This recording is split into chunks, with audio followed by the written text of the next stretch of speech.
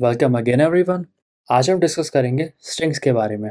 तो स्ट्रिंग्स होती क्या है? अगर हम रिकॉल करें हमारा पहला प्रोग्राम जिसमें हमने हेलो वर्ल्ड प्रिंट किया था, तो उसके अंदर हमने जो ये हेलो वर्ल्ड लिखा है, this is nothing but a string. एक स्ट्रिंग होता है एक सेंटेंस यानी ग्रुप ऑफ कैरेक्टर्स। अब बाकी जो लैंग्वेजेस होती हैं जैसे पाइथन, सी प्लस प्लस या जावा, उनके अंदर स्ट्रिंग्स के लिए एक अलग से डेटा टाइप होता है। बट सी के अंदर जो हम स्ट्रिंग्स को एक्सेस करते हैं वो as an array of character करते हैं। एंड एरेस के बारे में हमने लास्ट वीडियो में बात की थी। तो अब अगर हम एग्जाम्पल देखें, यहाँ पर लिखा हुआ है कैरेक्टर डेटा टाइप की एक नेम नाम की एरे है जिसके अंदर एलिस स्टोर हुआ है। तो अगर हम हमारी एक एरे बनाना चाहें कैरेक्टर ए, एंड इसमें अगर हम चाहें कि हम स्टोर करें हेलो, तो हमने एक ए नाम की स्ट्रिंग बना ली है जिसके अंदर है हेलो। अब अगर मैं इसे प्रिंट करना चाहूँ तो मैं करूँगा प्रिंट, मैं लिखूँगा परसेंट एस, एंड एस जो है वो स्पेसिफायर है स्ट्रिंग के लिए।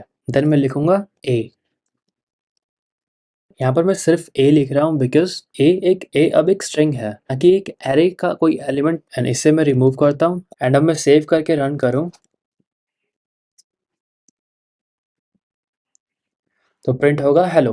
अब जैसा कि मैंने कहा ये कैरेक्टर एरे है, यानी इसे हम ऐसे भी लिख सकते हैं char a equals h comma e L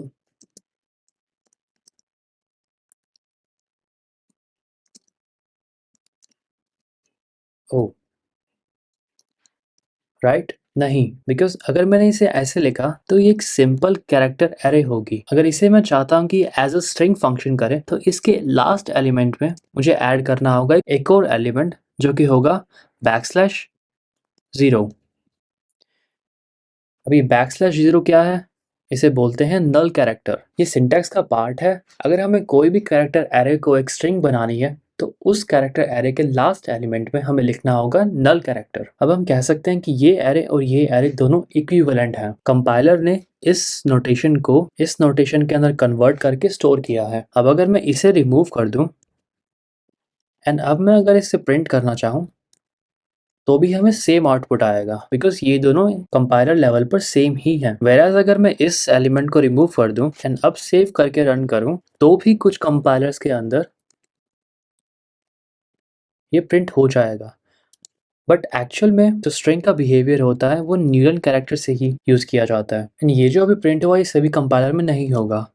तो हमें ऑलवेज एक न्यूलन कैरेक्टर यूज करना है जब भी हम सी के अंदर एक कैरेक्टर एरे को एज ए स्ट्रिंग यूज करना चाहते हैं। अब अगर एक बार हमने एक स्ट्रिंग वेरिएबल बना लिया है तो अब हम उसे कैसे भी यूज कर सकते हैं। जैसे फॉर एग्जांपल यहाँ पे एक नेम नाम का वेरिएबल बनाया गया है जिससे पहले इनपुट लिया गया है। अगेन जैसे हमने लास्ट वीडियो में डिस्कस किया था, अगर हम साथ ही साथ उसको वैल्यू दे रहे हैं तो हमें यहाँ पे साइज लिखने की नीड नहीं है। बट अगर हमने बाद में स्कैनफ करके या खुद से वैल्यू असाइन करके तो हमें पहले ही एक बार एरे का साइज डिफाइन करना पड़ेगा। तो इस एग्जांपल में नेम नाम की एरे में हमने स्कैनफ करके यूजर से इनपुट लिया and then print hello percent s. Then ये जो नेम में जो भी इनपुट आया था वो यहाँ पर आ गया। अब इसे अगर हम लिख कर देखें एक बार तो हम सबसे पहले एक एरे डिफाइन करेंगे कैरेक्टर टाइप की नेम एंड देन साइज 10। अब साइज में हम कुछ भी लिख सकते हैं। लेट्स से मेरा नाम निशांत है तो मेरे नाम के अंदर 7 कैरेक्टर्स आते हैं, तो मैं यहाँ पर अपना नाम स्टोर कर सकता हूँ बिकॉज वो 10 से कम है। तो मेरे पास इतना स्पेस है एटलीस्ट जहाँ पे मैं स्टोर कर पाऊँ। बट अगर किसी का नाम है जो 10 से ज़्यादा कैरेक्टर्स लेता है तो वो ये स्टोर नहीं कर पाएगा। तो उसके लिए हम सेफ्टी के लिए जो भी हमारा मैक्सिमम इनपुट होता है उतना साइज लेकर चलते हैं। अब इसे मैं 100 भी कर सकता हूँ, इट डिपेंड्स ऑन कि आपकी इनपुट की लेंथ कितनी होने वाली है। एंड अब ऐसा नहीं है कि मैं इसे 1000 या बहुत बड़ी वैल्यू ले लूँ बिकॉज जितनी वैल्यू मैं लूँगा उतनी ही मेमोरी यूज होगी। हमें इतनी मेमोरी भी यूज नहीं करनी, जितनी हमें चाहिए उतनी ही यूज करनी है। तो अब मैंने इसे यहाँ पे डिफाइन किया। अब मैं स्कैनफ यूज करूंगा एंड स्कैनफ के अंदर हम यूज करेंगे परसेंट एस बिकॉज मैंने जैसा बताया था कि एस जो होता है वो स्पेसिफायर होता है स्ट्रिंग के लिए। अब यहाँ पे मैं लिखूंगा नेम। यहाँ पर एक नई चीज़ है। अब जनरली हम स्कैनफ के अंदर जो भी वेरिएबल लिखते हैं उसके पहले एम्परसेंड लगाते हैं, बट जब भी हम स्ट्रिंग यूज कर रहे हैं तब हम एम्परसेंड नहीं लगाते। एंड इसका रीजन हम बाद में जब पॉइंटर्स पढ़ेंगे तब क्लियर होगा। अभी के लिए हमें जस्ट ये याद रखना है कि जब भी हम कैरेक्टर एरे को एज अ स्ट्रिंग यूज कर रहे हैं हम एम्परसेंड नहीं लगाएंगे, जस्ट उसका नेम देंगे। अब हमने इनपुट ले लिया है, अब हम प्रिंट करवा सकते हैं hello %s how are you doing, and then यहाँ पे जो वेरिएबल है नेम, तो अब नेम में जो भी स्टोर हुआ था वो %s से रिप्लेस हो जाएगा एंड देन ये प्रिंट हो जाएगा। अब मैं इनपुट दूंगा नेम निशांत, तो ये प्रिंट हुआ hello Nishant how are you doing. तो कुछ ऐसे हम स्ट्रिंग्स को यूज़ करते हैं सी के अंदर। अब ऐसे ही अगर मैं चाहूँ कि मैं एक प्रोग्राम बनाऊँ जिसमें यूज़र का first name and last name पूछा जाए तो वो भी मैं लिख सकता हूँ। उसके लिए जस्ट मुझे यहाँ पे printf your first name then again printf your last name, then मैं एक और एरे बनाऊंगा